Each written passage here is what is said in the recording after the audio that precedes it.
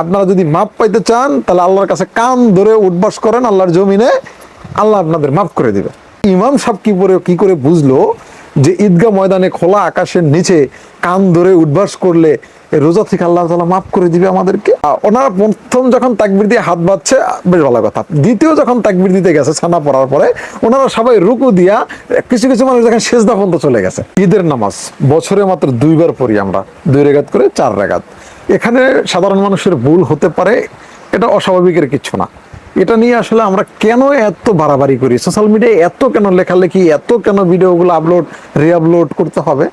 রিনুস সাহেব উনি হয়তো বয়স্ক মানুষ, বয়স হয়েছে, উনি চেয়ারে বসে নামাজ পড়তেছিল, উনি হয়তো বা ওনার খেয়াল নেই যেটা ঈদের জামাত, তো ওনাকে মার করে, ভিডিওটা দিয়ে দিচ্ছি দেখেন আপনারা, ওনাকে মার করে এই ভিডিওটা এত পরিমাণে কাটপিস ছড়ানো হয়েছে। এটা আসলে কারা ছড়িয়েছে আপনারাই ভালো জানেন, হয়তো আমি বললে ওদের আবার মন খারাপ হয়ে যেতে পারে, তাই ওদের মন খারাপটা আমি করতে চাচ্ছি না। কিন্তু এটা কারা ছড়াতে পারে এই ধরনের মার্ক করে ডক্টর ইউনূসের এই নামাজের দৃশ্যটা, এটা আপনারা অবশ্যই ভালো করে বুঝে গেছেন। তো আসলে এই ধরনের ভিডিওগুলো শেয়ার করবেন আপনারা, আপনারা যখন শেয়ার করবেন তখন কিন্তু আসলে এইসব গুজব থেকে মানুষ সতর্ক হতে পারবে। তো এই একটা গেল ডক্টর ইউনূস সাহেবের ঘটনা। আরেকটা ঘটনা দেখেন যে কি কোন জায়গায়, আমি আসলে লোকেশনটা জানি না, একটা ঈদের মাঠে নামাজ পড়তে গেছে বা ঈদগাহে নামাজ পড়তে গেছে, সেখানে ইমাম সাহেব বলতেছে এবছর যারা যারা রোজা রাখেন নাই হাত তুলেন, আল্লাহর কাছে মাপ চাইতে হবে, হাত তুলেন। তাই যারা রোজা রাখে নাই তারা তো সবাই হাত তুলছে প্রথমে। তা হাত তোলার পরে কি করছে, হাত তোলার পরে বলতেছে আপনারা যদি মাপ পাইতে চান তাহলে আল্লাহর কাছে কান ধরে উঠবাস করেন আল্লাহর জমিনে, আল্লাহ আপনাদের মাফ করে দিবে। আচ্ছা, এটা আপনাদের কাছে আমার একটা প্রশ্ন, আল্লাহ কোনটা মাফ করবে কোনটা করবে না এটা আপনি আমি কি করে জানি বলেন তো? আমাদের নবী করিম হযরত মুহাম্মদ সাল্লাল্লাহু আলাইহি সাল্লাম যে এটা মাফ করবে না মাফ করবে না উনি কোনোদিন বলেন নাই, হয়তো উনি জানতেন কিন্তু উনি কোনোদিন প্রকাশ করেন না। কিন্তু ওই ইমাম সাহেব কি করে বুঝলো যে ঈদগাহ ময়দানে খোলা আকাশের নিচে কান ধরে উঠবাস করলে রোজা থেকে আল্লাহ তাআলা মাফ করে দিবে আমাদেরকে? আসলে এই ধরনের কিছু সিনারি দেখতেছি খুব ঘুরপাক খাচ্ছে।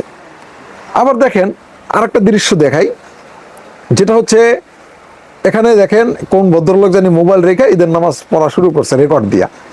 তো এখানে দেখেন বেশিরভাগ মানুষই আমাদের নামাজটা কিভাবে হয়, ঈদের নামাজ সর্বপ্রথম আমরা নিয়ত করে দাঁড়ালাম, দাঁড়ানোর পরে প্রথম তাকবীর দিয়া ইমাম সাহেব একটা ছানা পড়বেন, ছানা পড়ার পরে আমরা অতিরিক্ত 3টা তাকবীর দিব, তাকবীর দিয়ে আমরা হাত বাঁধবো, এটা হলো প্রথম রাকাতের নিয়ম।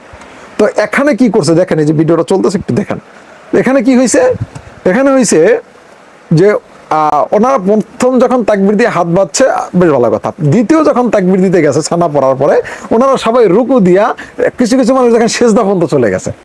এখন বলতে পারেন যে এখানের মানুষ কি করে ভুল করলো, এতগুলো মানুষ, এখানে এতগুলো মানুষ দেখেন 2-1 হয়তো বা জানে, কিন্তু যখন দেখছে আশেপাশের মানুষ সব রুকুতে গেছে, সেজদায় গেছে, তখন ওই লোকটা কোন বিবেকে দাঁড়াই থাকে, তখন কিন্তু নিজের কাছে লাগে আমার মনে হয় ভুল হচ্ছে, এতগুলো মানুষ সেজদায় চলে যাচ্ছে, তাহলে কি আমি ভুল করতেছি? ওর দেখা দেখে কিন্তু উনিও শেষ পর্যন্ত সেজদায় চলে গেল।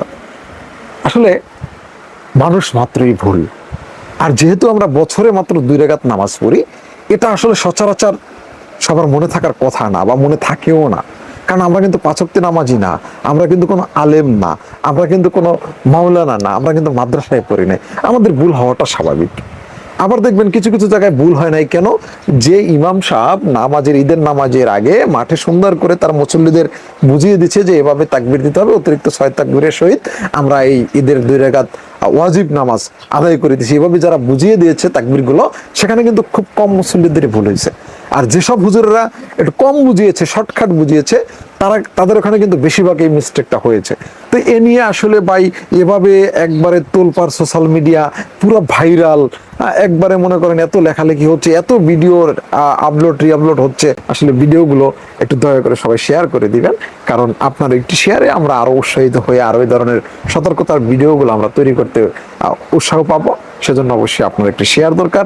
ভালো থাকবেন, সুস্থ থাকবেন, দেখা হবে পরবর্তী কোনো ভিডিওতে। আসসালামু আলাইকুম।